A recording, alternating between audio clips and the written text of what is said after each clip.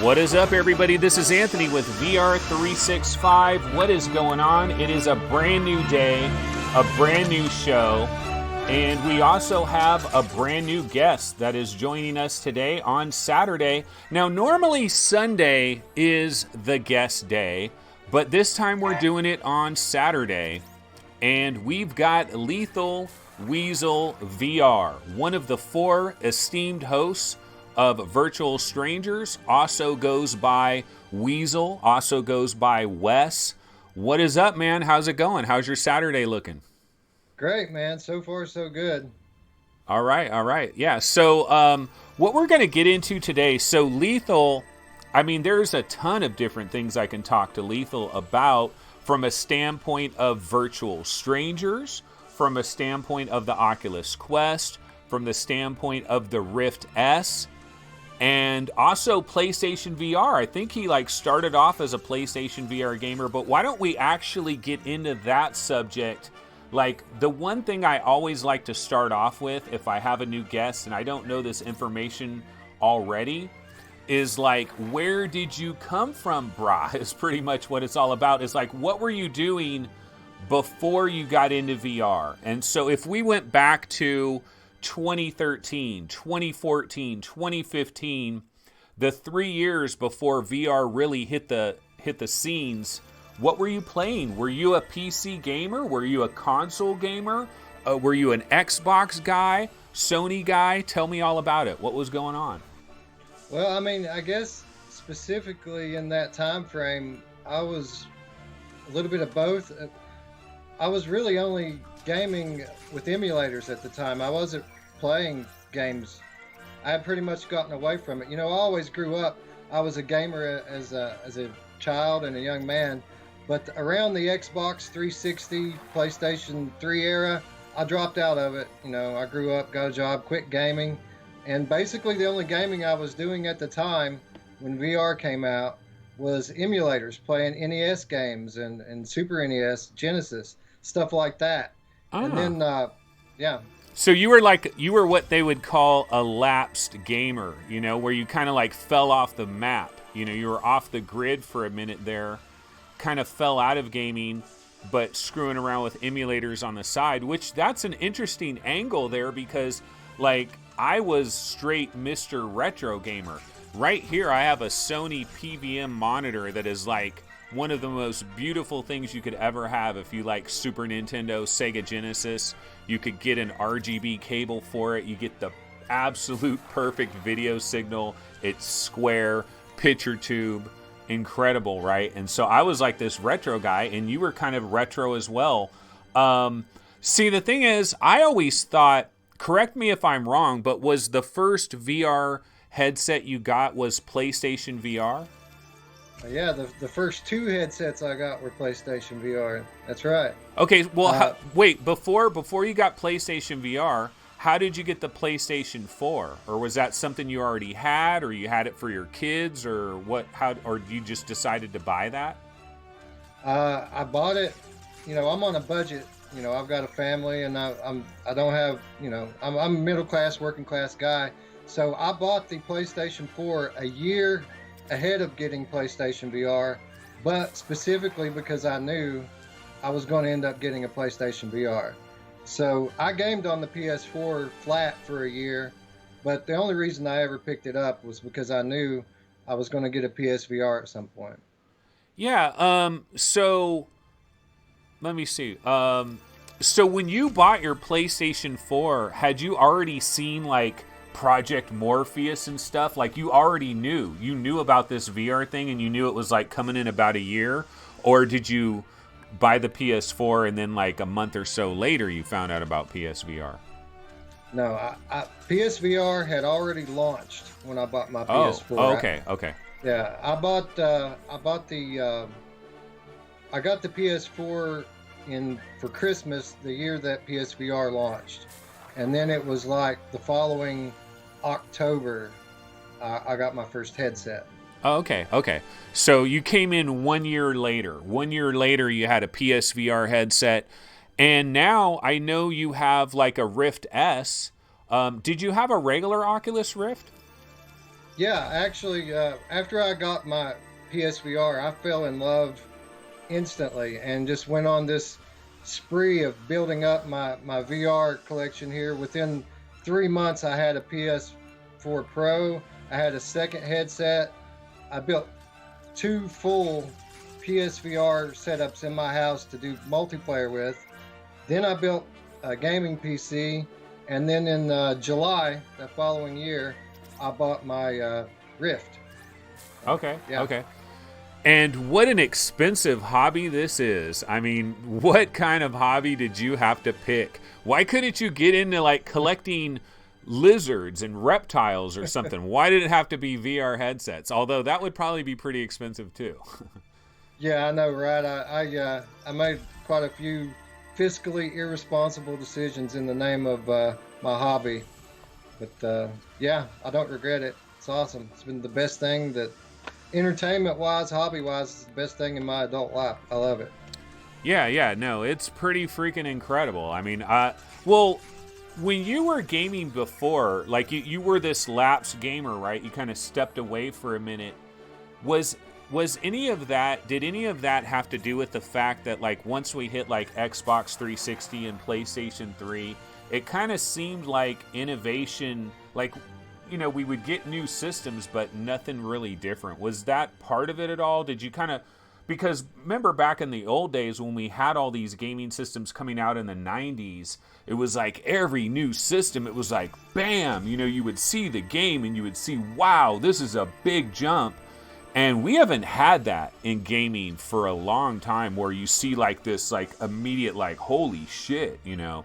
It's been a while since we had that. Was that part of being a lapsed gamer, or did that have nothing to do with it? That I think, I mean, I never really thought about it that way, but you're probably absolutely right. You know, the only reason I even hung on as long as I did is because at the time I was into modding the systems. You know, I had a modded Xbox, and then I bought an Xbox 360, modded that. But, you know, by that point, I wasn't even playing it. I was just playing the games to test them out, see if everything worked. And I think I had an Xbox 360 for maybe 3 or 4 months, and I sold it, you know, to someone who would play it. Hey, you know, back in the modding thing, because I'll admit it, I had a modded Xbox for a brief period of time. And I've mentioned this before, that when you have everything, you have nothing. Like, I felt like that's a real thing. When you have everything, you want to sample. It's the same thing with the emulators. When you have an emulator and you've got 1,000 Nintendo Entertainment System games, what do? You jump into Mega Man for 5 minutes. Oh, this is hella cool. You jump into Contra for 5 minutes. Oh, this is hella cool. You know, and you jump from game to game, and you're never getting to like level 5 and 6. You're never seeing the end credits because you've got 100 other games calling your name. So less equals more. Do you agree with that or disagree with that? I absolutely agree with that, and I'm having the same thing with my VR right now. I've got access to unlimited VR games, honestly, and it's an effort to finish one. I'm doing better now since I started doing the YouTube thing, because I've kind of put myself out there that if I start a game, I'm going to finish it. But it's hard, man. It's hard to stick with it when you've got the next one and the next one and the next one already lined up. Yeah, God, what does MameFan do? Because he has a burning need to finish things. Like, I think, like, he always talks about, did you beat it? Did you beat it? Like, did you beat that game tape? You know, did you take a belt and beat the shit out of it? Did you beat it? And I very rarely finish stuff, but now that you guys are doing this weekly show, there might be a bit of pressure, self-inflicted maybe, but there's still pressure to like keep up with every little thing that is coming out and to keep jumping on these new games that everybody wants to hear about. And how does that pressure affect you as far as that goes? There's not really any pressure with it. You know, at the end of the day, we're doing this for fun. So I mean, any pressure that comes with it's limited. As far as finishing these games, I kind of just put the pressure on myself with my own personal channel, you know, the Lethal Weasel channel. I kind of made it the gimmick of my channel that VR games from start to finish. You Oh, know, oh shit! You put your foot in your mouth with that one, huh? well, I did it intentionally because I Yeah. knew it would make me finish games. So, yeah, it's hard to keep up with the new ones, especially. But on the other hand, I kind of don't want to do what everybody else is doing either. I mean, these games come out like next week. Blood and Truth is going to come out. Trevor's going to come out, and everybody on YouTube is going to be doing, you Scrambling. know, yeah, doing the same stuff, doing Blood and Truth videos, doing Trevor videos. So we kind of want to do something different. So there's not really a whole lot of pressure. We can cover that stuff, but not a whole lot of pressure to get into it the same day as everyone else. Yeah, yeah. Okay, well, why don't we just go ahead and well, let's talk a little bit. So you've had a Rift for like you built this gaming PC, and your first gaming PC headset was like a regular Oculus Rift. Yeah, man, I planned on getting a Vive Pro. You know, at the time it was the Vive Pro was coming. That was going to be my headset. You know, it was going to come out. It was going to be $800 for the full kit. That was the plan. And then HTC ripped my heart out, releasing that thing for $1,300. And I was just so defeated at that point that Rift was, I think, $350, and they gave me $75 store credit with that. So I thought, you know, that's a pretty good deal. Might as well get in on that. How crazy is it that that price was so astronomical like that? I mean, Yeah, I what a big know. difference! Like the comparison there. I mean, it's like your the Rift that you bought was damn near tax on the other thing, like what you'd pay for tax.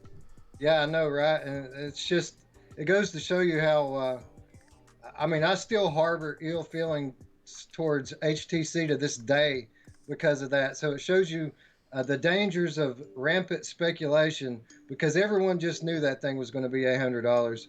And yeah, it hurt, still hurts.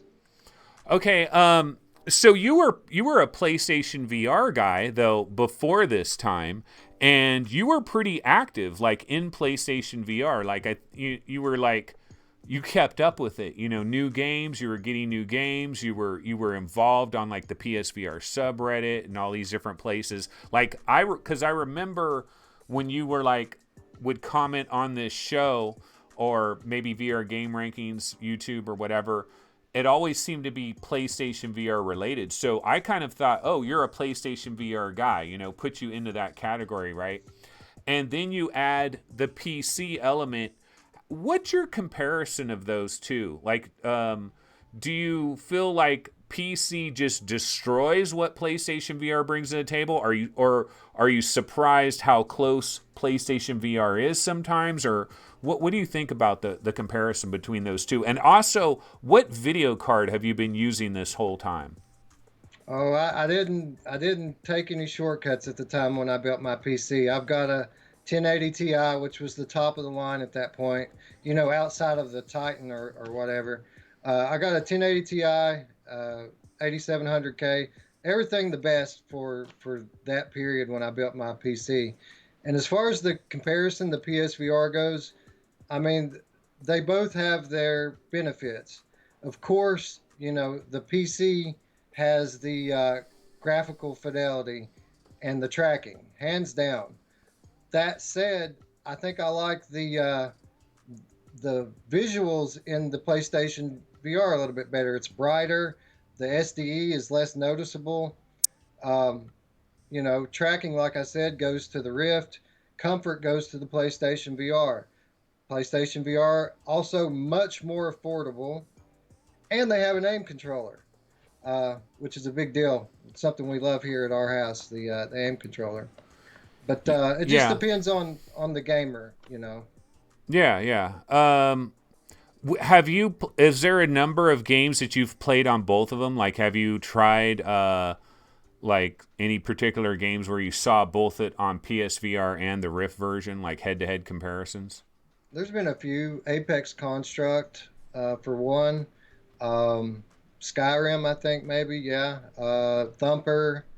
It's hard to think. Yeah, there's been a few that I've And played on. some of them, like Thumper, like something like Thumper, I think is damn near identical, pretty much, right? I mean, there's going to be certain games where it's almost like It's basically the same game, I think. But then other ones, not so much. Apex, you probably get little more details and textures and things like that. Really, the biggest difference with Apex is the aliasing. It's a lot cleaner on the PC. As far as the textures and stuff goes, it's pretty close, but there's more shimmer on the PSVR than there is on the Rift. Yeah, I've always talked about, the Vaseline look, right? That Drive Club look when you start getting, it's just kind of like, I don't know what exactly is, but it's Vaseline is the one word that jumps out to me, but not every PlayStation VR game has that. Like Astrobot doesn't have Vaseline anywhere that I can tell. But have you noticed that there's kind of this PlayStation VR look that you get with certain games? It's much more noticeable on the OG PS4. I think that's the biggest difference between the OG and the Pro is you get a lot less of that on the Pro. Things are a lot clearer. Your field of view with respect to that, I guess, sweet spot seems to be bigger in the Pro than on the OG. But yeah, I know exactly what you're talking about. It's their version of foveated rendering. It's blurry on the peripheral. Okay, so now as we were headed towards this Oculus Day 2019, and also having all the Valve Index knowledge and all of that as well, and you also said you're a working class guy. You've got a family, you've got bills that need to be paid, and there's a budget. You can't just get willy-nilly with this thing. I don't think you're running out and going to buy an X-Tall any day now. But thinking about all those headsets that you're looking at, Rift S, Quest, Index, like how did you decide where you're going to allocate your money with all this? Well, a whole lot of internal conflict and flip-flopping. I change my mind every day leading up to this thing. Am I going to get an index? And by get an index, I mean save my money for another 9 months to get an index, or am I going to get the Oculus stuff, one or the other or both? And weighing the pros and the cons, it was a lot. For a few different reasons, it was a lot easier financially for me to do the Oculus stuff right now than it would be to do the index. And I feel like by going this route, I preserve my ability to upgrade next year. Say Cosmos comes out and is awesome and affordable, or say the index price drops next year, I'm not going to be destroyed financially. So if I want to go in that direction next year, or buy a PlayStation 5 even, I'll be able to do that now because of the decisions I made, this month. When the Index comes out, do you think you're like, is there anybody you could go to locally where you could try it? Or I don't know if any stores are going to have it. Like, I don't know if it's going to be at a Microsoft store or anything like that. No, I don't think it is. I think Steam's burned a lot of bridges in that respect where I don't think they're a very welcome party in many of these stores. Maybe they can repair some of that, but I don't expect it. And as far as people around here, I don't know anybody really that has VR other than the people that I personally talked into buying a PlayStation VR. So, no, I don't know anywhere that I would be able to go and try this thing. I'm sure it's going to be awesome. Do they have any VR arcades in your area anywhere? No, none that I know of. Yeah. So Lefty 007 keeps talking about Valve Index news on Wednesday. Do you have what's this story? Is this just something people are talking about? Is it like a rumor on the Valve Index subreddit? Or is there actually, because I haven't heard nothing. I don't know anything about that. But if that's like a real story, we would definitely want to go ahead and figure out what's going on there. But anyways, let's see. What did I want to ask you, though? So basically, you're going to skip the Index for now. And you decided that you were going to buy a Quest and you were also going to buy a Rift S. So you double dipped on this Tuesday. A lot of money. We can talk about that. But before we get into that, what about your original Oculus? Did you already sell it? Are you keeping it with you to have to double check and compare and contrast? Or what were your thoughts with the CV1 that you picked up? Well, this was part of my thought process with deciding to go with the Rift S. Was if I decide that I like it, I can always sell my other Rift. If I get an Index, what am I going to do about my Oculus library? I have to keep my Rift to play those games, but then again, who's going to put on an index and then want to go back to playing Rift? So I do still have my original Rift, but it'll be going on eBay this week. I like my S. It's a definitely a real upgrade, and that was part of the financial decision making. I can count on some money coming from selling my original Rift. Okay, hold on, buddy. Let's go into the Rift. So you've been playing your Rift S. You got a Rift S. First of all, I made a terrible decision, a horrible decision on Tuesday. I drove to the wrong Best Buy. I thought I could go to I thought all the major Best Buys in Sacramento, I just assumed that they would all get like 3 or 4 Rift S's if nothing else. Like, I don't know why I just assumed it. Like, I didn't even think it would be a question. And I drove to a Best Buy. I was there before the baby opened. This was Tuesday morning. I'm standing out front. There's 4 other people there, but none of them were trying to get a Rift S or a Quest. And I went to the back, and I'm like, yeah, I want to get a Rift S. And the guy looked at me like I was speaking in Chinese. And I'm like, yeah, Rift S, you guys probably have them today, right? And he like looks it all up, and he's like, no, we don't have any of those. And he's like, I think we have a Quest. And I had already bought my Quest at Walmart. Terrible decision, man, because I thought for sure it would be just easy as pie to get a Rift S. I could have drove to another Best Buy, but I didn't really worry about it because I'm like, I got my Quest. I want to get home and play Quest.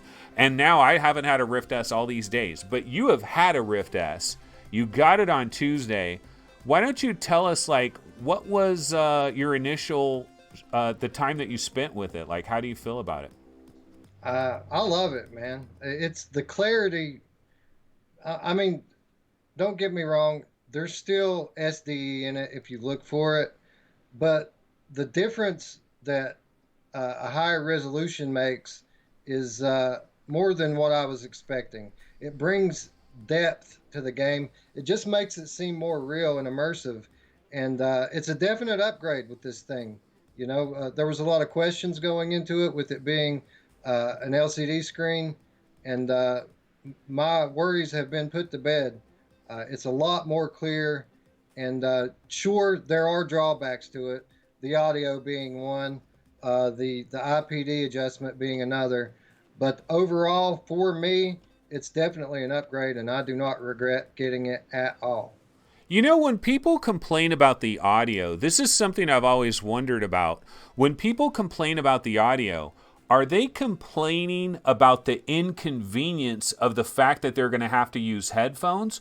Or are they complaining about the quality of the piped in audio? Because I would have never, like, once you know that it has piped in audio, like, that's not usable. That's like for demoing to somebody or when you just don't care or whatever. But like, I knew immediately that when it had piped in audio, like, you got to use headphones. Like, doesn't everybody else know that? Or I guess they're complaining about the fact that it's a 2-step process. You got to put the headset on, you got to put the headphones on, you got to have headphones somewhere near it. If you're using those headphones somewhere else, you got to go get them. So I guess that's what people are talking about, right? Yeah, well, the internet's a strange place. People like to be negative, but yeah, and honestly, with the audio, I want to be clear about this. It's better than you think it is. It's loud enough, it's clear, but for the hardcore VR enthusiast, you need bass, you need true directional audio. So yeah, you just have to use headphones. And I already had a great pair of headphones that fit comfortably over my PlayStation VR, so I knew that this wasn't going to be an issue for me when I ordered it. That's a real key. See, if you have headphones that fit PlayStation VR, you're basically set because this is the Oculus Lenovo. It's the same band, right? Pretty much. I actually, that would be interesting to take your Rift S and take your PlayStation VR and look really closely at them. Are the dimensions damn near identical? But yeah, that's important. So the resolution bump, though, I wonder if part of that is more placebo and more of the LCD, because and the subpixels, like the RGB stripe, the subpixels, the kind of clarity that you get with the LCD, because the actual resolution increase is freaking microscopic when you really think about it. Like, I don't know that anybody's actually seen that, because it's like a tiny amount. Like what are the numbers? I'd have to look it up. But the difference between CV1 and Rift S, like the actual resolution difference, like if you subtracted it, it's like 100 more pixels horizontally and 200 more the other way or whatever. Like, I mean, it's I don't know that a human eyeball can even perceive that difference.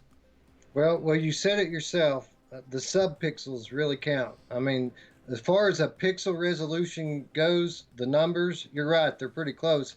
But the subpixels, uh, they count. They make a difference. And it's not just resolution that's making the difference here.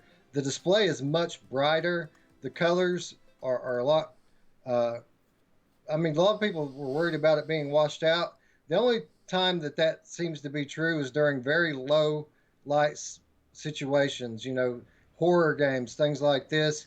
You can tell a difference, maybe even a little worse than the OG Rift. But 90% of the time, when the scene is well lit, it's a lot more brighter, and those subpixels really do make a difference as far as the clarity goes. Yeah. Okay, I'm going to try to switch to this one here, and I think we should have audio and everything. Okay, let's see. So what else should we cover here what about the blacks, like the grays and all that, the blacks and the grays?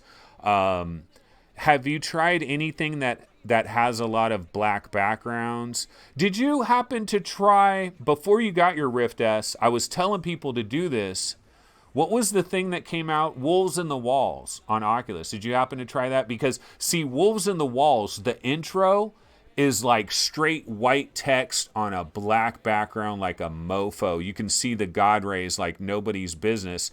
And that would be a good comparison to make between the two. But I don't know if that's something, if I had a Rift S, I would definitely try to check that out, because I think you could really see immediately, and also the blacks as well, because you got the black background. Yeah, I haven't done that one yet, but it's on the docket for today, because we're going to record Virtual Strangers tomorrow, and that's one of the things we're going to be talking about. So I'm definitely going to be jumping in there today to check that one out. But yeah, I played Technolust. It's a very dark game, and yes, it absolutely is noticeable in a very dark scene that the blacks aren't completely black, and it does make it a little bit more difficult to make out the details in a dark scene. So yeah, 100%. If you're playing in that specific sort of scene, it's very noticeable. But in 90% of the time that I've been in it, the blacks look black because they're contrasted against such bright, colors. Yeah, and I do believe, like, I don't think this is that big of an issue, because it's going to be if it's going to be your daily driver, there goes that term that everybody loves, right? But if it's going to be your daily driver and you sell your CV1, then you're going to get accustomed to where those blacks are, and you're not going to know what you're missing, basically, and you're going to be okay with it, which is, and there's trade-offs. Look, when we talk about the negative aspects of all these different headsets, they all have them. We don't have a perfect headset. There is no perfect headset. There's no perfect controller. There's no perfect screen. There's no perfect comfort. We are in the dinosaur ages of this stuff, and it's going to get exponentially better every single time, but we're still going to be dealing with trade-offs. Like, there's so many trade-offs we're going to have to deal with. But I think some people, they do kind of get into this fanboyism thing, and then when you start talking about, oh yeah, the blacks are not as black, they take it personally. They get offended by it, the vibrancy of the colors, or any of the little things. What about that? I mean, you're going to get accustomed to all these things. It's not going to be a big deal. Have you noticed any difference with the vibrancy of colors? Although, before I hand it over to you, the Rift also is a little bit de-emphasized of vibrancy. I don't know if you've ever seen a Vive, because like when you play Lucky's Tale on a Vive and when you play it on a Rift, it's like a big difference. The Rift, I feel like they kind of took that color knob and kind of eased back on it, and it's almost like when you go to Best Buy, and they have the TVs on crank mode, and then when you get it back to your house, you try to dial it in like home theater style, and like the contrast is way down, the color's way down. It kind of seems muted, but it's accurate. It's the way it's supposed to be, right? Yeah, and this was something, one of my biggest concerns going into it, and I was very happy with the way colors look in this. This is the way I describe it. You know, it was the first thing I noticed coming over from PlayStation VR to the original Rift. When you first put that thing on, it's like there's a dullness that's stretched over the entire thing, like a layer of dullness that you're looking through at the scene. This Rift S, it's just the opposite. When you get into the colorful stuff, it's super bright, but when you get into the darker stuff, it's like there's a layer of light.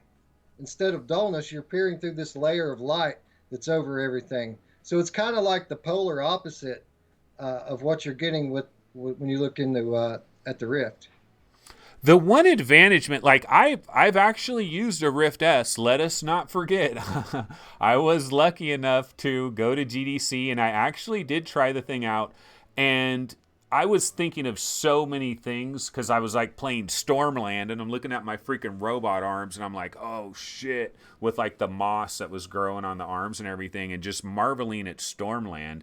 And but I noticed what the headset was doing, and like for me, the number one improvement that I did see is like anytime there was like a menu item or like a little rectangle thing popped up, or there's words, or you're typing in something, or you're looking at, like, that was enhanced. Like that's the immediate, and it's the same thing that you notice like if you have an Oculus Go, if you use your Rift forever and then you put on a Go, you notice, oh, these menus, they're sharper, they're cleaner. And I think that's just kind of an LCD thing in general. Like that's one of the advantages LCD has, especially the RGB stripe LCD. So yeah, there's like the Rift S has advantages. Like there are certain advantages for sure. There is certain upgrade points to consider. What about the comfort? Because I thought the comfort was next level. Did you always find PSVR to be super comfortable compared to like Rift CV1? Yes, 100%. You know, that was one of the biggest drawbacks with the original Rift for me, is that I never could really get comfortable in it. I was always adjusting it, redistributing the weight between my forehead and my cheeks, and I never could really get comfortable in it. I even bought the VR cover, which helped some, but still, it doesn't contour to my face very well. 100% improvement in this department, in my opinion, with the Rift S.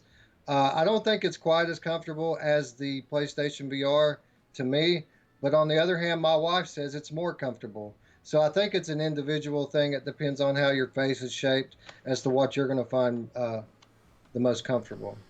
Yeah, it's interesting because some people actually prefer the CV1 baseball cap style. Like I think I've heard Mike from Virtual Reality Oasis say that that was always his ideal, that he liked that baseball cap style of the CV1. And when he first saw the Rift S and he saw it was a Halo, he's like, oh man, I don't. But I think now he realizes the comfort's great on it. But it's weird how people, like some people talk about the Rift CV1 and they say it's super, super comfortable. It's never been that way for me. But I don't have the average head. I do have a bit of an O.J. Simpson head, unfortunately. And I mean, I'm 6'2" and I'm not like a tiny person, so I think it fits okay. But in the world of VR headsets, that's the problem, man. I talk about this. One size fits all. No, not in VR, it doesn't. Do you think we'll eventually get to a day where there's small, medium, and large, and like your IPDs will be better dialed in, or even a beautiful day where you actually like go somewhere and they freaking plaster your face and they input all that information into the computer, and then your headset is automatically shipped to you, and you put your headset on, it's like it freaking molds to your face beautifully. Well, forever's a good thing to ponder in VR, because we're eventually going to get there in every department, you know. But I don't think we'll ever get to that level of customization. But I think that the form factor and size is going to shrink to the point where it's not really going to matter. It's going to be comfortable. Uh, the more we go on, the more comfortable these headsets are going to be anyway. Yeah. Okay. Well, going back to the Rift S, so all the problems that people have talked about. They've talked about tracking problems. People have talked about their headset just going black, and people. Some guy was mentioning that he had to basically restart his entire computer. The headset went black. So we've heard these weird things. We've heard some weird audio things. But your experience so far, has everything just been thumbs up and it's all good and no problems so far? I mean, with regards to those kind of technical issues, yeah, I haven't had any issues with it. That said, I built my computer with VR in mind. It's particularly strong in the USB hub area. I've got all these extra USB jacks. I don't know what I'm going to do with now, but I haven't had any of these sort of issues. With regards to black screens or buzzing noises in my ear. I haven't had any of this. It's funny too, because when we think about the Rift S, people always say, well, what does that S stand for? Well, it could stand for simplicity, and that makes sense with the Rift S. It's like it's all about simplicity. They want it to be easy, friendly, convenient. And the thing about the Rift S, coming out of it, you got a USB plug, you've got a DisplayPort plug. That's it. One USB, one DisplayPort. I find it a little bit abnormal that people are having so many problems. There's only one USB. Why is it having problems with like these USB controller things? Yeah, that's I mean, unless maybe they're just not thinking about it. Everybody has their mouse and keyboard into the USB and God knows what else, cameras, microphones. Uh, People don't really ever think about USB on the level of controllers. Uh, you need to be aware of which ports are on the same controller so that you don't overload uh, that specific controller. So I've kind of always kept mine spread out. I think I've got 10 USB ports on my computer, and I have one that's USB 3.1, the best one that I keep reserved for my headset. Nothing else goes on that controller except for when I'm doing you know something like this. I'll unplug my headset and plug my camera into it. But I think a lot of this is just a lack of awareness on people's parts that there are different controllers in there, and if you plug all of your USB devices into one, it can get overloaded. Yeah. Let's see. What else did I want to mention? Oh, okay. So there is a difference here in like speaking of the controllers. What about the physical difference? Because I'll be on, like, I haven't used a Rift S, but I'm using my Quest every day. I'm in love with the Quest. I love the Quest. I really do. It's got deficiencies, no question about it, but I love that Quest. But I don't know that I'm completely in love with the damn controllers. Like, I honestly feel like the original touch controllers, I've always said it. What do? They melt in your hands. They just fit beautifully, right? These new touch controllers feel pretty good. The only downside that I've noticed with them is when you first pick them up, it's easy to get the wrong hand in the wrong, like, especially when you have your headset on. Like, when I was doing that with the Rift controller, you'd immediately know, oh, this doesn't work. You don't need to take your headset off. But doing it with these, I haven't quite learned it subconsciously yet where I can like quickly switch it. Like sometimes I look up and say, which controller is which? That's a little bit of an irritation. The other thing is the tracking. Now, Rift S obviously tracking a bit different than Quest, but have you tried anything like, are you an Onward guy, a Pavlov guy, a Wardust guy, contractors? Okay, so you're not into those anyway, so that doesn't hurt you too bad.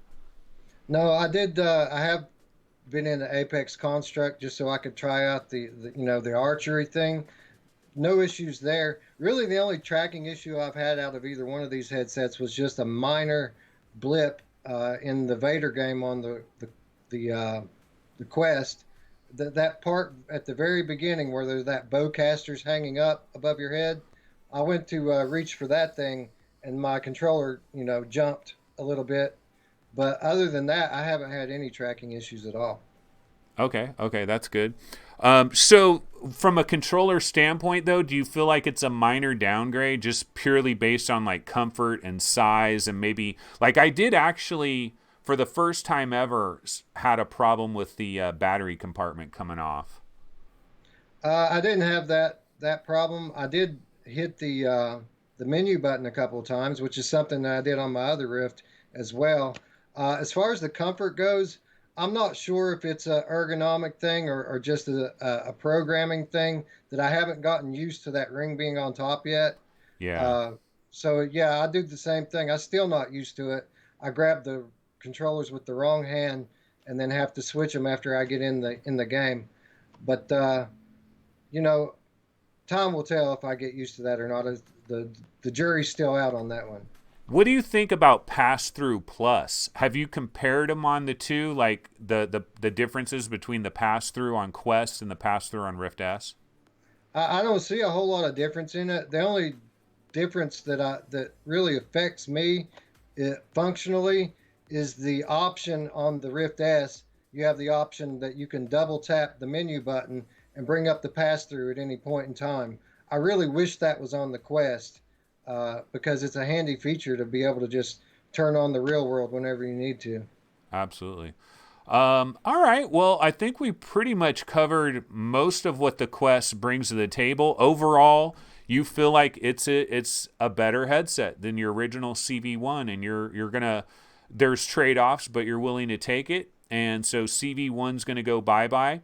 Oh, is it nice having a brand new cord? That's actually something I'm actually really looking forward to be completely honest about it.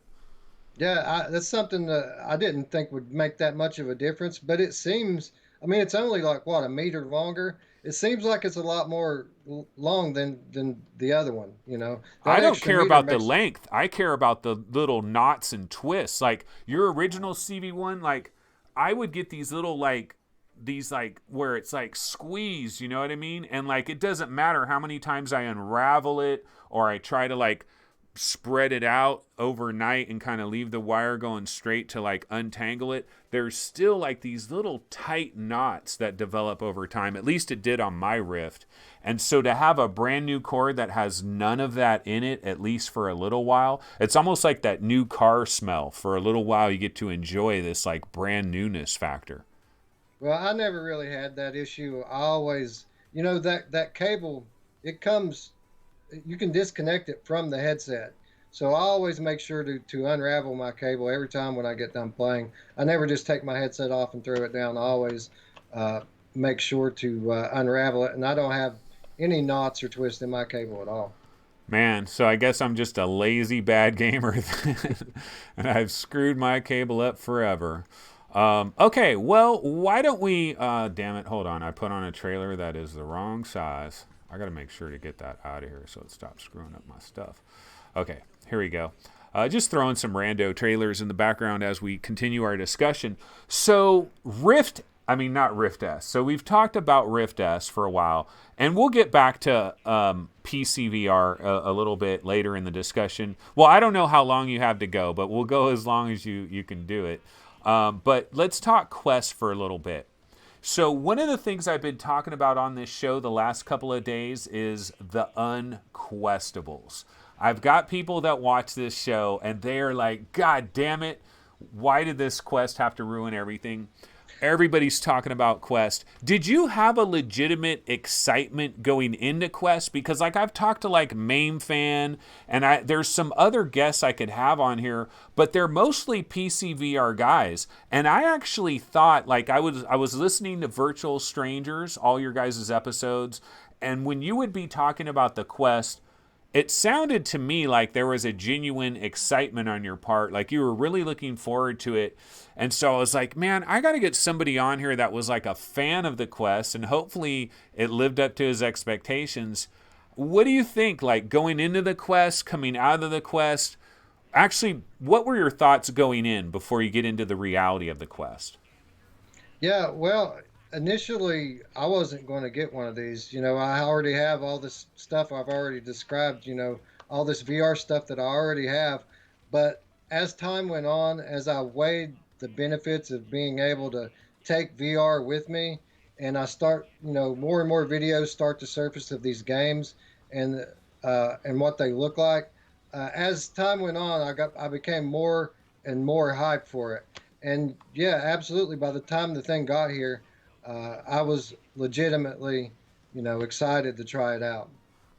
Okay, and was a part of it also the community that the community that you're in. One of the things I said a couple days ago or a week ago or whatever is I might have said that I feel like there's a lot of PC VR gamers that probably have like little to no interest in the Quest, but because everybody that seems to be in our industry circle, like the majority seem to be very excited about it. A lot of YouTubers are talking about it. MRTV is talking about it.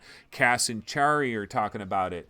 Virtual Reality Oasis, Viver occasionally. Everybody's talking about it, right?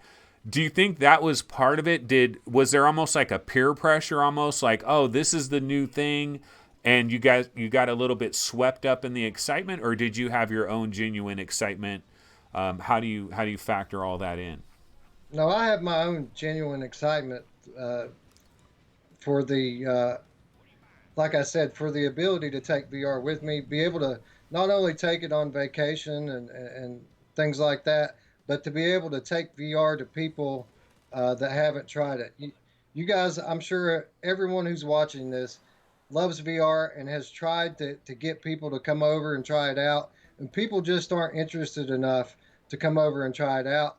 Well, now we can take the VR to them, and I think that's why it's called Quest, because that is our quest, is to take the VR to the people. And I'm legitimately excited about what this product means for VR over the next couple of years. The cool thing too is when we're taking VR to them, we're taking 6 DOF VR. Legit room scale VR, legit hand presence VR. Graphics are watered down, but one thing, I mean, it depends on the game and the experience how watered down it is. But one thing that really has impressed me with the Quest, I've played Apex Legends today and last night, or not Apex Construct. I played Apex Construct today, and I'm not playing no Apex Legends, y'all. No Fortnite, none of that crap. But I played Apex Construct last night and today, and I played Creed earlier today on Quest.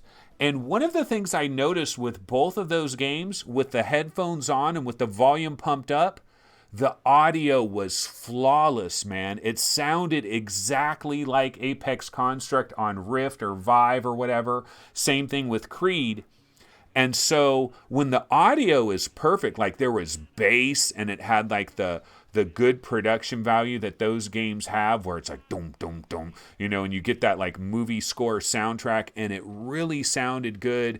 And the graphics, we can talk about that, but that's cool that you're getting that experience as part of it as well. And then when you have the 6 DOF and everything, it's going to be very impressive, especially when people are seeing the pass through and how easy it is to just set up a quick play space. It's really nice. But why don't we talk about some of your experiences that you've tried? So Vader Immortal is one thing that you've played. Can you talk a little bit about that without spoiling any of the key plot points or anything?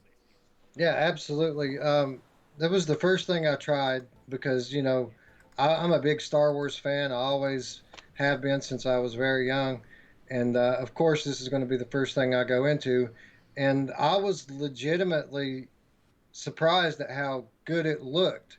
I was coming into this thing expecting it to be very watered down, graphically, everything to be kind of cartoony. And I was surprised at the level of fidelity that they were actually able to pull off with what is essentially a 2-year-old cell phone processor. Uh, it looked better than a lot of older PlayStation VR games, to be honest. So yeah, the Vader in the game carried a legitimately intimidating presence, in my opinion. And to wield the lightsaber, awesome. Literally a dream come true for me. The lightsaber was spot on. And to what you were saying, there is no audio concessions with these things at all. If you've got a decent pair of headphones, the audio's great. Yeah, and one of the cool things about Vader Immortal too is there's a part of this game, you get the lightsaber right there. And when you activate free locomotion, you go into the menus, and so you're free locomoting around, and you're in that Star Wars world, and not when you're in an actual battle with somebody, but like as you're walking somewhere and you're walking down a hallway or whatever, and you can take that lightsaber and you can just hit that button and zzz, and it just sounds perfect. The sound is perfect. And then when you turn it off, like when you're turning it on and turning it off and you're looking at it, you're like, damn, this is pretty freaking bad. Especially because you're in, it's room scale. You're not seeing your guardian. If you're in a big enough room where you can set it up, you don't see your guardian. You're in a room scale. You've got a lightsaber. You're free locomoting around as well. And for a split second there, couldn't you look at all of that and think, this could be this could be like a Rift game or a Vive game. It looks good. And so if somebody can do this, then I know somebody can do a very impressive game on the Quest. Like, this proves that the Quest, the right experiences, the really high-end AAA experiences on the Quest are going to damn near hold up with like a relatively average PC VR experience, which that's still freaking impressive, I think. Yeah, I think this is just more proof positive to what we've been saying about the PlayStation 4 for all these years. Optimization is actually a pretty big factor with this stuff. We build these powerful PCs, but we're not able to build them to form for a specific, single task. Whereas a console VR or even the standalone, it's built for one thing, and that's to play games. So they're able to get absolutely everything out of it. And yeah, I was very surprised. I had pretty high expectations for it, and it exceeded those. And to the sound thing, yeah, again, it's spot on. There's this one part in the game where you go outside, and the TIE fighters are flying by, and the spatial audio is just spot on, and it's the perfect sound effect from the movies. And at times you feel like you're in a Star Wars movie. It's really awesome. Let's go to the dark side for a second, though, and let's try to pretend, like, let's say you are a graphics whore of the 12th degree. Okay, you're an unquestable, and you're a graphics whore, and somebody puts you in Vader Immortal, and you want to nitpick the living crap out of it without spoiling anything. Was there anything that you saw in here graphically or otherwise where you'd be like, yeah, but this, yeah, but that? Like, what would be your negatives about Vader? It's the foveated rendering. There's definitely foveated rendering, worse at certain times than others. But the shape of it, for some reason, they went with a square shape to the rendering. Like most foveated rendering kind of blends in because it has a circular shape to the border of it. This is straight lines. So if someone's looking for something to be bad, and let me be clear, you pretty much have to look for this stuff to see it. But if you're looking for it, it's very noticeable because there's a clear straight line border with the rendering inside not only this game, but others as well. Yeah, I did see that at one point in this experience. But I only think I saw it once, and it wasn't enough to take me out of the experience. But now that Main Fan has talked about it, you've talked about it, I've only gone through Vader one time. I'm definitely going to go through it again. I'm going to try to look for what you guys are talking about there, just because I want to know, like, do I really see it? Is it really obvious? Is this really a known problem? Because people are talking about it. I think I did see it. So I'm curious to that. What about, like, any of the background graphics? Because one of the things I mentioned the very first day that I played Vader Immortal, like, one of the things I said is you'll see the highest highs that the Oculus Quest is capable of. Incredible performance by ILM X Lab, and I think Ninja Theory helped them as well. And Smoke and Mirrors, oh my God, they did the best job you could do on a Quest, I think, right now. Like, they really nailed it. And so you see the highest highs. But as far as the lowest lows, I felt like there's certain little areas in this game where you're upstairs and you're in an enclosure. You're looking down. There's little stormtroopers running around, or they're almost like in military formation, and they're like lining up or whatever. And they kind of look like really pixelated, like they jumped out of a Game Boy Color or something. Did you notice that at all? It seems like I'm the only one that noticed this. Yeah, I didn't notice anything like that. I mean, I wasn't really looking for it.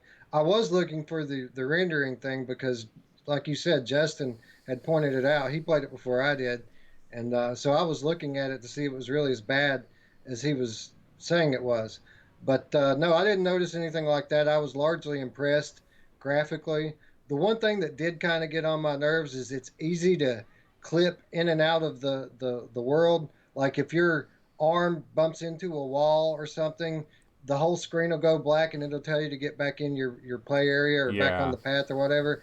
That happened way too much, and it totally kills the immersion when that happens. It seems like it was a little too sensitive, uh, or something. Yeah, I think part of that is like they're worried about, like, the developer of the game is thinking that, soccer moms and, people not used to VR are going to try that, and they probably think, well, we want to make them get back into their space. And but it would be nice if you could go into the options, like put that in the options somewhere where you can like disable it, and you sign like some kind of like waiver, practically, like when you're disabling the Guardian altogether in developer mode. Give us something like that to take away your liability and allow us to get rid of that, because that was annoying.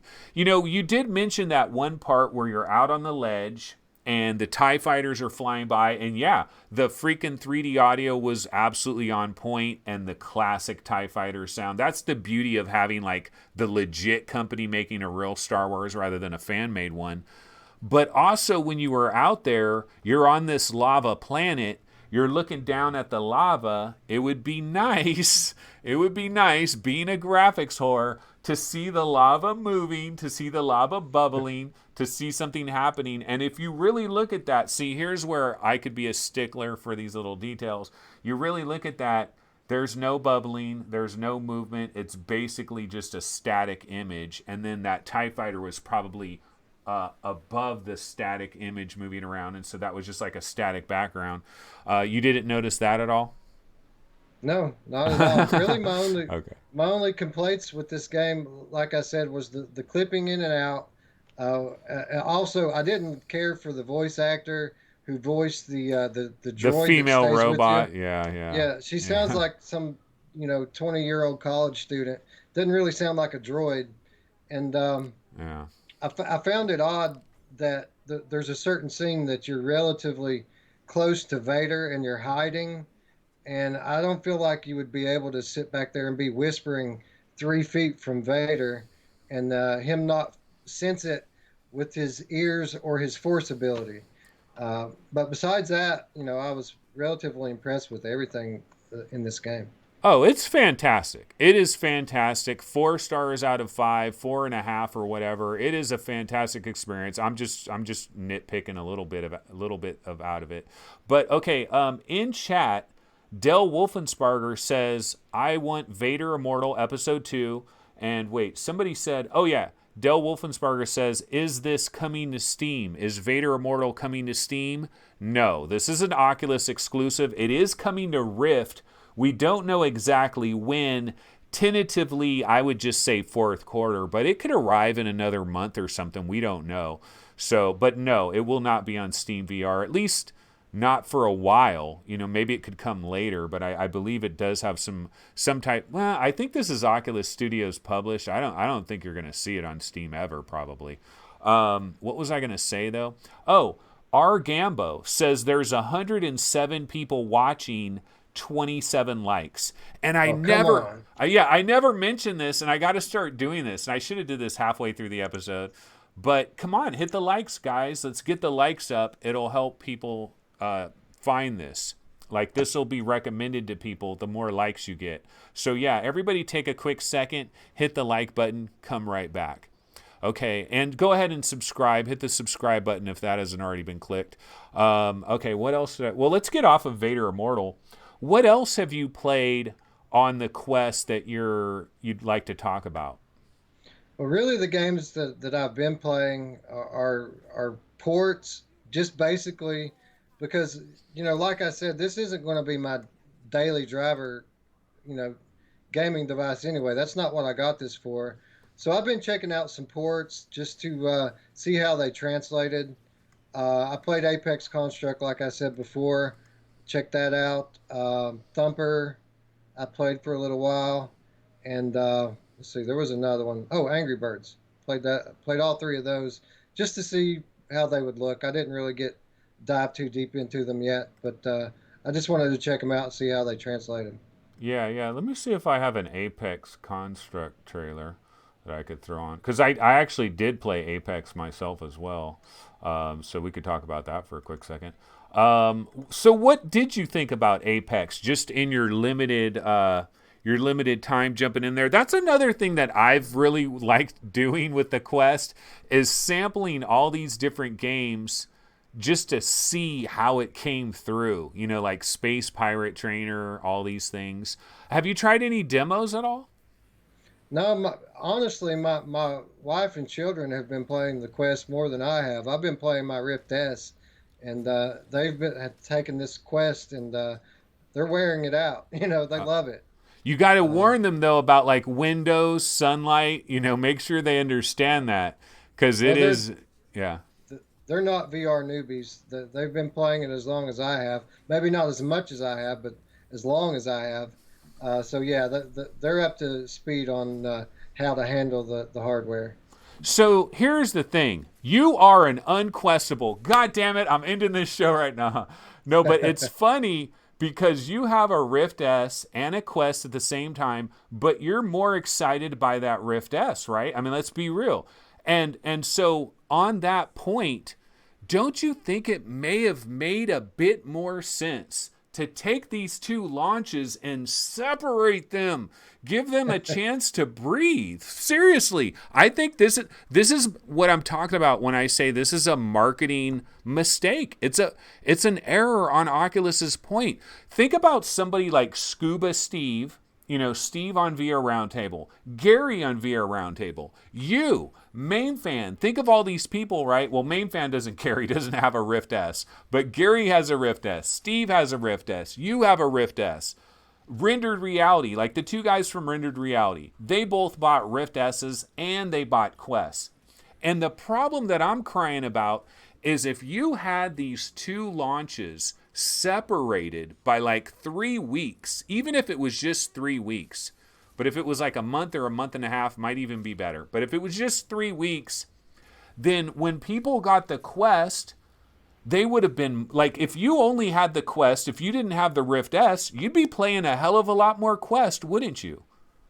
No, I'd be playing my OG Rift. I didn't get it as a daily driver, like I said. But not as a daily driver. But wouldn't you want to be like? Wouldn't you be curious to try a lot more on it? Or was this so you bought this more as like just your travel companion? Man, you're kicking the Quest to the curb. But go ahead, it's all right. No, no, it's great for what it is, but I already had, a great VR setup as it is. I didn't buy this to play every day, I bought it to take with me, and I truly, again, I'm truly amazed. It is a marvel of modern engineering. This thing, it really is amazing, but it's not PSVR. It's not PCVR. Uh, I wouldn't be playing it anymore if I didn't have my Rift S. I'd be playing it exactly this. It's not like I'm not playing it. I am playing it, but again, it's not my main, and it's not going to be my main. Yeah, but what about? Well, no, I understand. Look, I mean, you could have all these different headsets, right? And some of them are not going to get used. We have our favored children, right? There's things that we're going to turn to. And like if I get an HP Reverb or if I get a Valve Index, the proof is in the pudding. It's going to be what you're playing on a regular basis, and stuff is going to get kicked to the curb any way you slice it. Now, you're going to occasionally visit these other things, and you're going to give them a little day in the sun, but you have your daily driver that you run with. And so you've been exposed to this PC VR world where it's higher in fidelity, They can push the technology. You're seeing more advanced things, and you just can't get that quite the same way on a PlayStation VR, on an Oculus Go, on an Oculus Quest. But speaking of all of that, like, do you how often do you kick your PlayStation VR to the curb? Like, do you go like 3 weeks without touching that? Do you go a month without touching that? How do you integrate these other stepchildren back into the mix? Well, the PlayStation VR and the Rift, I kind of go back and forth with. I wouldn't call one or the other my main one because I love them both so much for different reasons. So I'll play Rift for a week, then I'll bounce back to PlayStation VR for a week.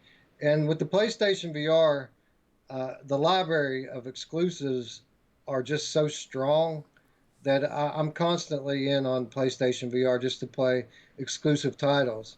And Okay, if okay, Quest, wait, hold on one sec. So, but why wouldn't the Quest be also one of those things where you would do that for a few days? No?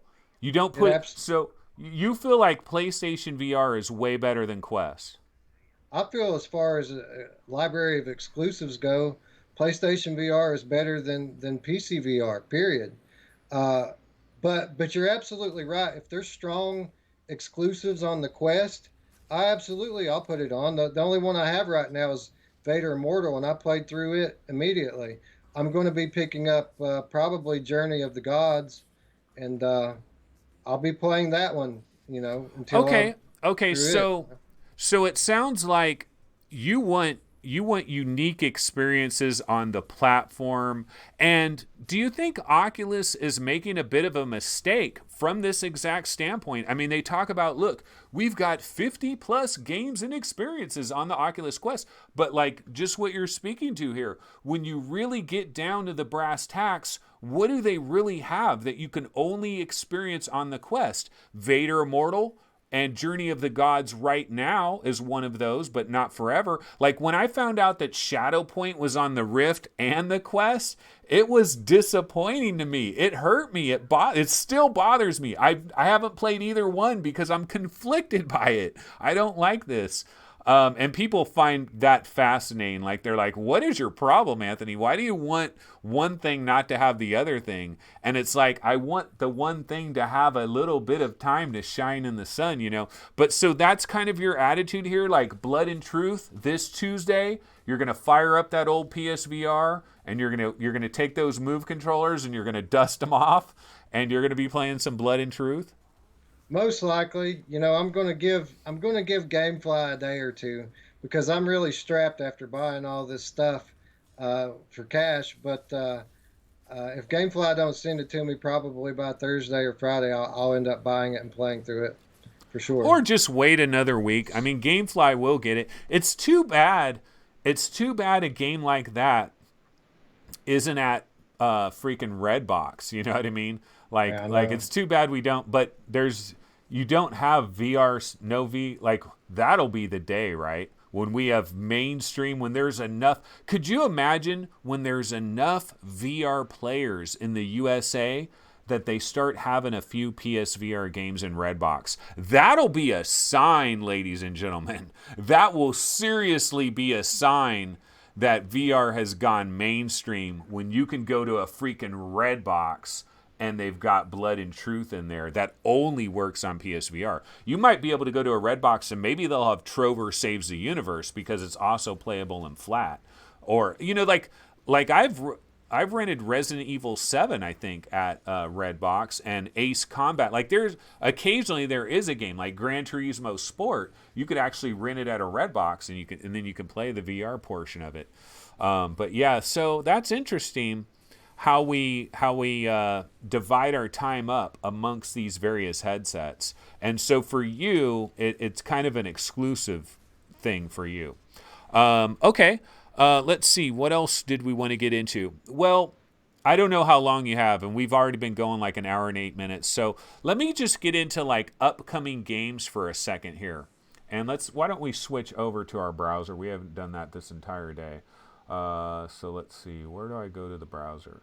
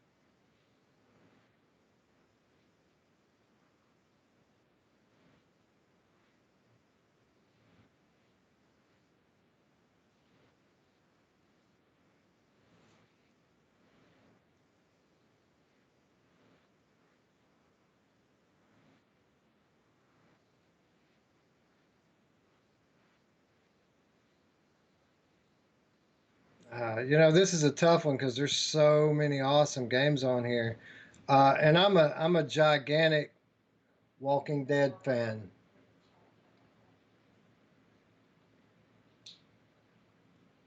I'm a gigantic Walking Dead fan, so I'm really looking forward to that one.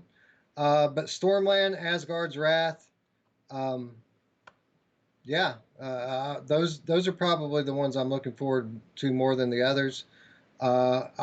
Depending on what day it is, which one would be, the top one. But The Walking Dead, I'm really pumped to see what Servios can do. And not mentioned here is the other Walking Dead game that Skydance Interactive has been working on for years, The Walking Dead Saints and Sinners. Really looking forward to that one as well.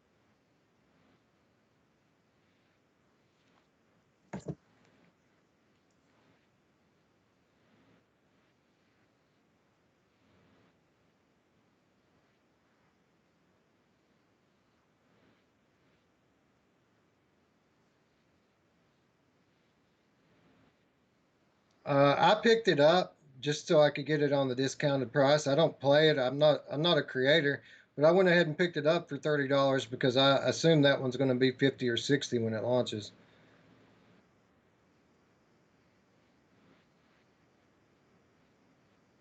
They said at launch, so whenever they go to full release on it, it should be VR ready. I don't know when that's going to be, but yeah.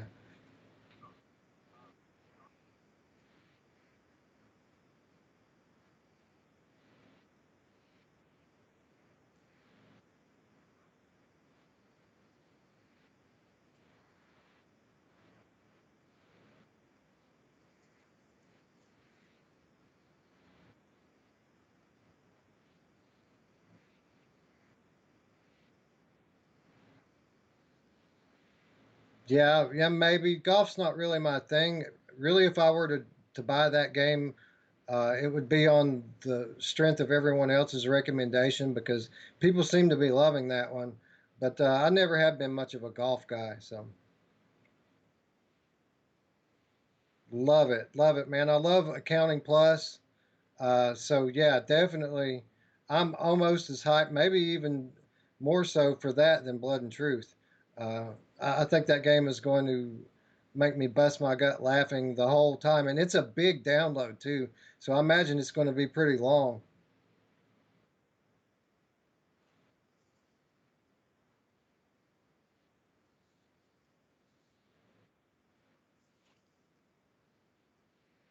No, no, I didn't. I didn't try it out at all. Good. Okay, so we're gonna switch back over to let's see. We'll go back to this one for a second here. Somebody's saying that there's some kind of audio problem. Oh damn it! You know what? I'm muted. I'm muted. Wonder how I'm muted. Oh no. Can you guys hear me now? Damn it! That whole time we were muted. Oh, that sucks. Or I was muted, I guess. Can anybody hear me now? Huh? Because I have my blue snowball. I wonder if when I went to that other thing, okay, come back from the quantum realm. See, oh, now it's working. Now it's working. Okay. Ah, damn it. Let me switch back to the other thing. I just want to see what happened. What? Yeah, it says that they could hear me, they couldn't hear you. So hopefully they could deduce from my answers what your questions were.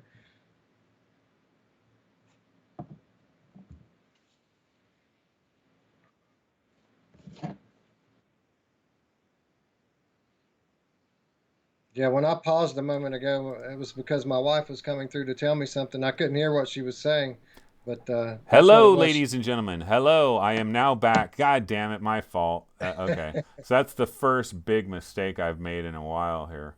Okay, let's go back to this scene here. All right, well, yeah, we've got a lot of upcoming games. Apologies, guys. I screwed that up. When I was going to. That's a new scene that we have where it has 3 windows and then we have the browser. And I guess I forgot to add my blue microphone. So my bad, guys. That sucks. That just totally ruined the show. Just sent the show down the tubes. But here we are. We are back, folks. So, anyways, looking forward. So you just got the Rift S. You just got the Quest. There's lots of games coming out. I mean, dude, there is a crazy number of games coming because, like, we have stuff like Free Diver, Triton Down is coming on the 30th, right? Zed, which looks really cool. This game Zed, it's an upcoming game. It's by Igra Games and it's published by Cyan Incorporated. I could throw on the Zed trailer actually real quick. This game's coming on like June 4th, the same day that Trover hit Steam, which is not that long. We're talking like a little over a week, right? Or like 2 weeks basically. But So yeah, let me grab the is Zed trailer. is this from the what's it? The other game I'm thinking of here. Did they do another game? They did, didn't they? Encoding. Well, they did. Cyan Incorporated did Abduction, and they're also doing Firmament. But this Oh, this is published by those people, but it's made by a different developer. It is okay. Igra Games is the developer, but I have the trailer running, and this is Zed, and it's coming on June 4th. And some people might have forgot about this, or they don't really remember what this is. But I would say, of all the games that are coming in like the next 3 weeks, this might be one of the biggest and one of the best, but it might not be as well known. But I think this is going to be a really good game. And this is coming on June 4th, the same day as Trover on Steam. Now, Trover is going to hit PlayStation VR on the 31st. Okay. We've also got like Five Nights at Freddy's that is coming very soon. We've got, what else? Well, there's Five Nights at Freddy's. There's Free Diver. There's Zed. And so are you excited for any of these particular games, or you're just going to kind of take them as they come along, try to hopefully get keys with virtual strangers, that sort of thing? Yeah, yeah. Free Diver looks really cool. I'm looking forward to that one. Blood and Truth, Trover, both awesome. I really am not too familiar with this Zed game that you're showing here, but it looks really cool too. So, as big as my backlog is today, it looks like it's about to get a lot bigger. What about like Five Nights at Freddy's VR? Any excitement for that at all? On the part of my children, yes, absolutely. My kids or my sons specifically are big Five Nights at Freddy's fans, like gigantic Five Nights at Freddy's fans. So they're looking forward to that one more than I am. It's funny, that game, man, it has a following. Like, it has a straight following. And they have this bundle, the Five Nights at Freddy's bundle, which comes with, what was the other? I think it comes with Trover, actually. It's Trover and Five Nights at Freddy's because it's you don't need the Move controllers with that particular bundle, I think. And I don't know if Five Nights at Freddy's, you might not even need to have a Move controller at all. But yeah, some people are really hyped on that. I'm excited that it's a real developer, like it's Stillwool Studios. Like they've done a number of games, so it's they know how to make a VR game, and so that's good news as far as I'm concerned. But yeah, Free Diver is going to be coming very soon. That looks good. Obviously, Blood and Truth looks good. So it's going to be a busy time. So looking at Virtual Strangers. So you guys basically do your show. You upload your show every Monday pretty much, right? Yeah, that's right. We record on Sunday, and again, things are constantly changing with us. But right now, the last few weeks, we've been recording on Sunday, uploading on Monday, and that seems to be working pretty well.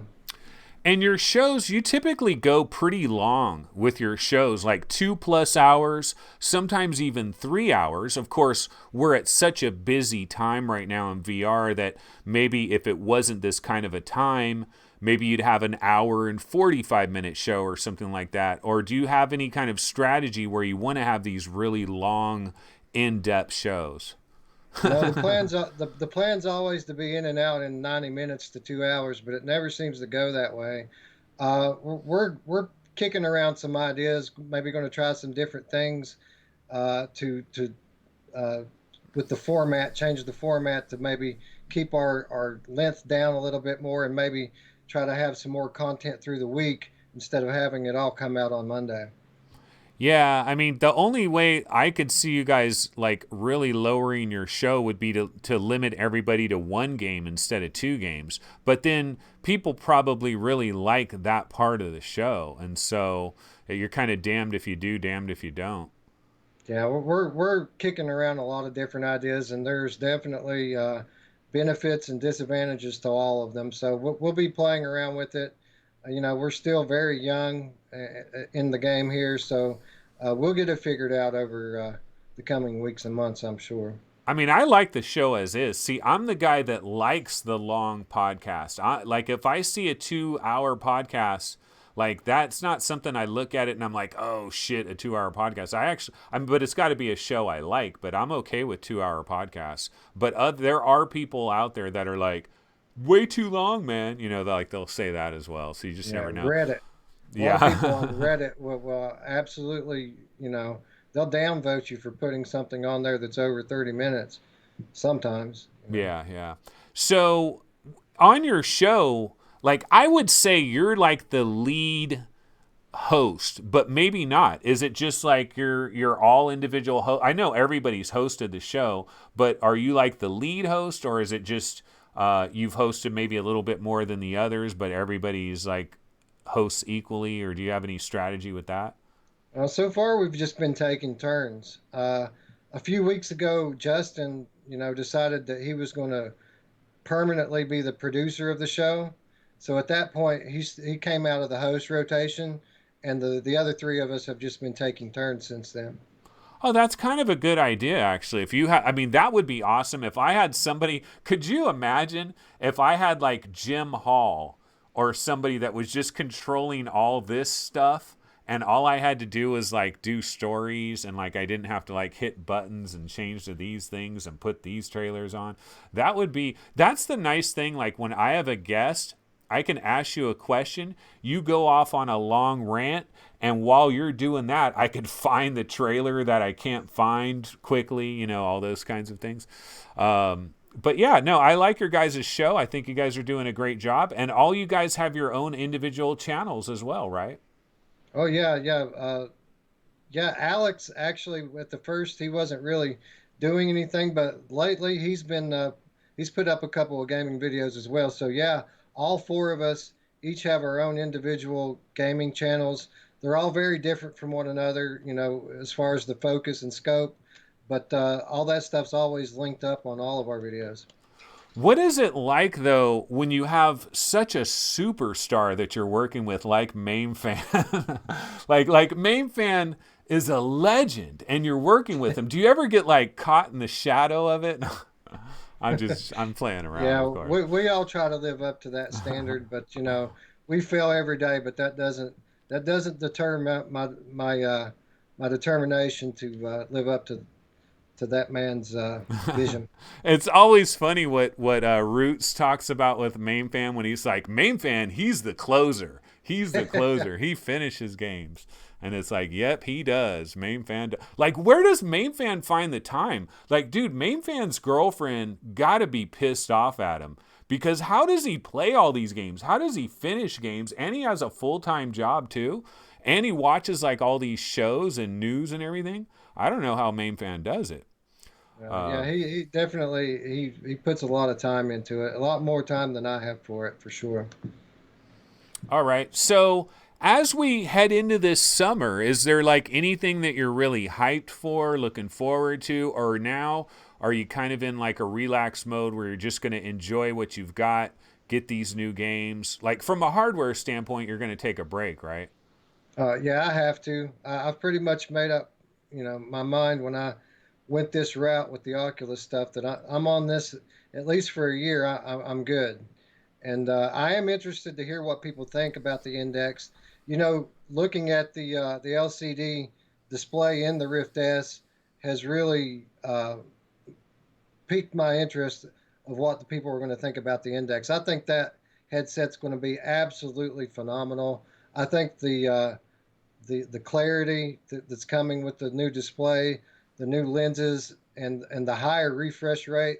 I think people aren't quite understanding right now just what a big difference that's going to make when it comes out. So I'm looking forward to seeing what everyone's reactions are going to be when that comes out.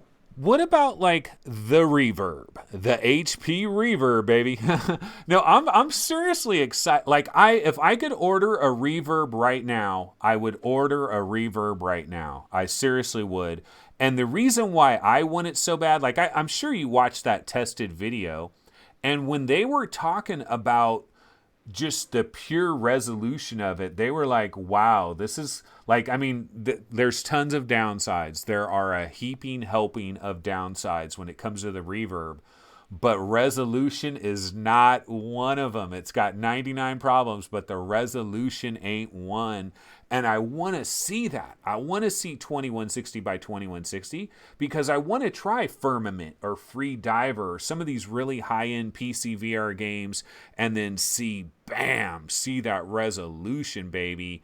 But what do you think about that? Because the Valve Index, it's going to have the same resolution as the Oculus Quest.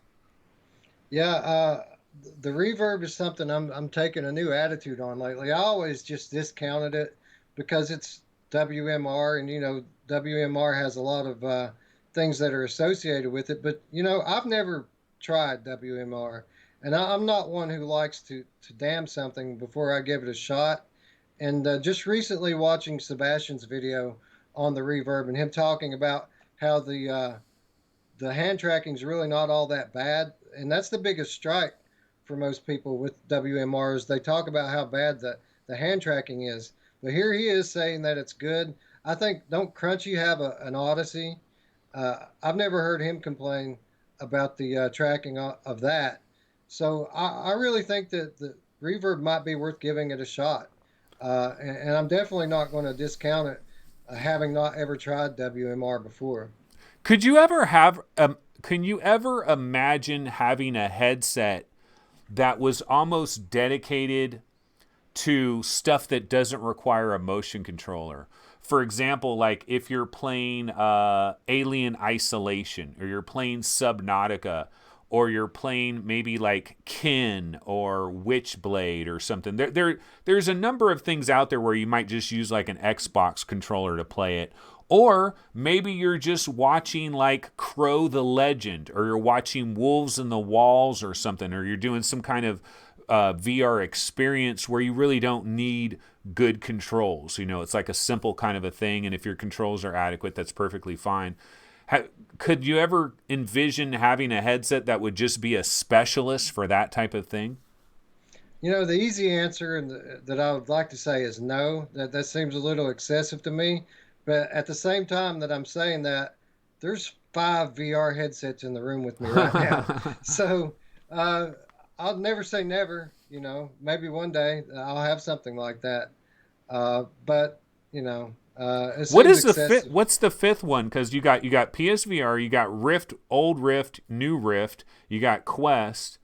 Got What's? 2 PSVRs. Oh yeah, two PSVRs. Okay. Did you ever get a Go? No, I didn't. They made a mistake when so closely after announcing the Go or releasing it. they announced that the Quest was coming. And when I heard that, that was the end of the go for me. I knew this was coming. I wasn't about to drop a couple $100 on something to watch movies on. Yeah, yeah. Okay, well, we covered a lot of good stuff, and I really thank you for joining me on today's program, Wes. Really appreciate it. Certainly going to be looking forward to all the future Virtual Stranger episodes, which are probably going to be recording one of those tomorrow, I gather. And are you dropping it on Memorial Day? That's the plan right now. Okay. Again, we're thinking about trying some new format things, so we'll have to see how that goes. But we're shooting tomorrow. We're scheduled to, so we'll see how it goes. But I would definitely expect for the episode to drop on Memorial Day, just like always. Okay, that sounds good. And I gotta say, Alex, Alex is the only Virtual Strangers host that has not been interviewed on this show. So Alex, you are next, man. And Alex is interesting because you know what? Sometimes his views oppose mine considerably, and that'll be fun. I want him to think, Alex, right now, go ahead and think of things where you just totally disagreed with me, and then we could hash those out. That would be fun. I like that. I'll remind you later that you asked for it, Anthony. Yeah, You no, asked for it. I'm cool with that. I like complaining back and forth with somebody as long as they don't take it personally. I think it's fun. I like that. I agree. Yeah.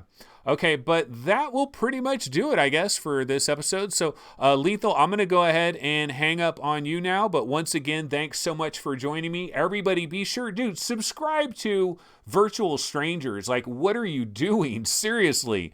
Like, half the people that are subscribed to my channel should be subscribed to Virtual Strangers, and you're helping them out in a major way if you do subscribe, because then they're going to get more keys and stuff when they get their subscriber numbers up and all that type of thing, and then they'll be able to serve you better. And it's great. The community is great, man. Think about that, Wiesel. The community that we've got going on, Rendered Reality, Coffee and VR show. We got Cass and Chari. We've got MRTV, Sweeviver, Virtual Reality Oasis. So many different YouTubers that are out there that are banging away at it. And everybody's pretty friendly. And we're all about the community. And it is a beautiful thing we've got going on right now, right? Yeah, it's kind of like a family team atmosphere. We're all in on this thing. It's still the early days here, and we're all working together to spread the word about this technology that we all, share the same passion about. So yes, absolutely. I think that the community is one of the better things that I've, I never before was really into like the social scene online. I never chatted or I never had a Twitter handle or anything before VR. VR has brought me into this, and it's one of the better things about the last couple of years is becoming a part of this community. Absolutely. It has really been awesome. I've met like so many new friends and people and like a lot of times you just talk to somebody online, but now when you have like video and stuff, you really feel like you know that person a little bit more now too, which is kind of cool. But yeah, thanks so much, Wes. Really appreciate having you on. We'll definitely have to do this again. And now, Alex, you are the next on deck from Virtual Strangers. So we definitely got to get Alex on the show. But yeah, okay, I'm going to go ahead and say bye. Thanks so much. Appreciate it. All right. Thank you, Anthony. Bye-bye, everybody. Okay, take it easy. All right. Well, that was LethalWeaselVR. Let me get back to back over here to the standard scene. That was LethalWeaselVR. Thanks so much for joining me, Lethal. Man, you know what though? I haven't had an interview with a true Quest fan yet. When am I going to get a hardcore Quest fan? I was hoping Lethal Weasel was going to be a bit more of a Quest fan than he turned out to be. So the search goes on. I've had a lot of unquestables, a lot of PCVR gamers just dabbling in the Quest. I need a true Quest fan to come on this show. Gaming science teacher, maybe? That would be interesting. Gaming science teacher, actually, we absolutely do need to have her on. I might want to give her one more week so she could try a whole bunch more experiences on the Quest, get some more Quest games and experiences under her belt, and then bring her on. But definitely do want to interview a hardcore Questafarian. Questafarian, yeah. These are the people that love the Quest. They're Questafarians, brah. They're very peaceful Questafarians. Oh, Del Wolfie. Del Wolfie says he'll be the Quest fan. Really, Del? Del, I would have assumed you were a PCVR guy. You want that reverb. Steve Drumheller says he's a hardcore Quest fan. Yeah, we got to get a hardcore Quest fan up on here so we could have a Questafarian celebration. The exact opposite of the Unquestables.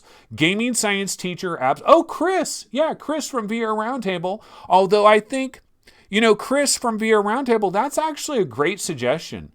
That is a great suggestion. And gaming science teacher says she does need a little bit of time. She does need to try more stuff. So yeah, we'll give her a week or so. But yeah, Questafarians. We're in the house, baby. Questafarians for life. Oculus Quest for life.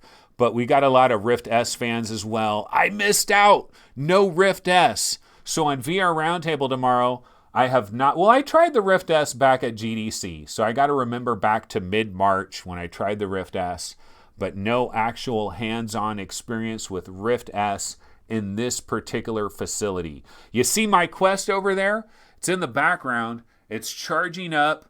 It is getting nice and charged for as soon as this show is over. I'm going to hop back in the Quest. I'm going to play a lot more Quest stuff, continue to bring my thoughts on the Quest. I've been playing a lot of Sports Scramble, Apex Construct, Creed. I tried First Contact.